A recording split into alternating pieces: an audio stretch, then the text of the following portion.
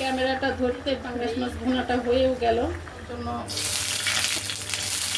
ডিমের কালারটা তো দিয়ে দিয়েছি। আমার ডিম রান্নাটা কিন্তু 25 বছর ধরে এই একই কাজ করতে আর ভাল লাগে না, আর না করেই বা কি করবো, যাবই বা কোথায়। আসসালামু আলাইকুম, কেমন আছেন সবাই? আশা করছি আল্লাহর রহমতে সবাই সুস্থ আছেন, ভালো আছেন।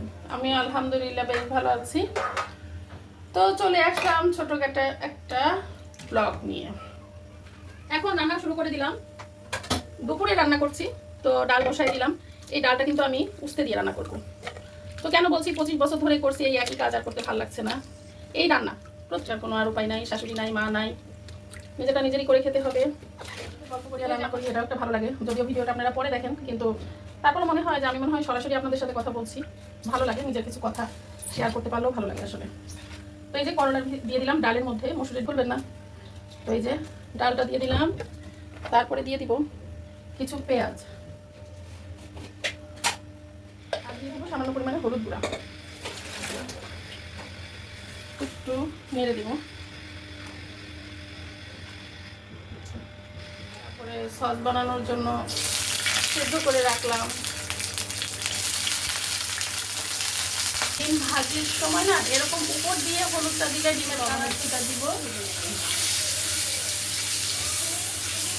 এইভাবে ডিম ভাজলে ডিমের কালারটা খুব সুন্দর আসে।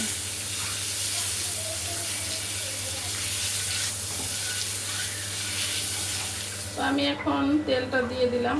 মনে আলু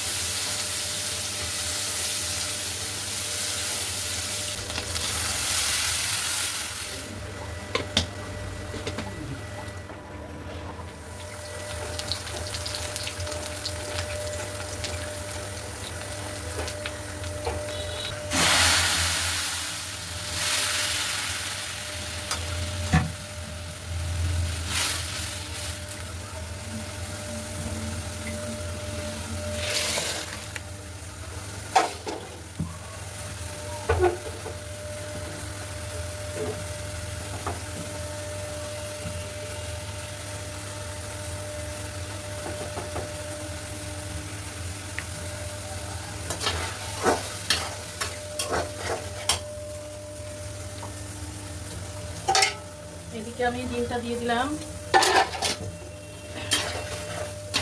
ডিমটা দিয়ে একটু কষিয়ে নিয়ে পানি দেবো।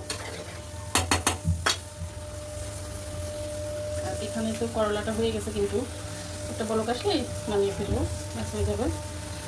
ডাল দিয়ে করলা বা উস্তে যেটাই হোক। তো এখন এইটাতে পানি দিয়ে দিই ডিমটা পেয়েছে।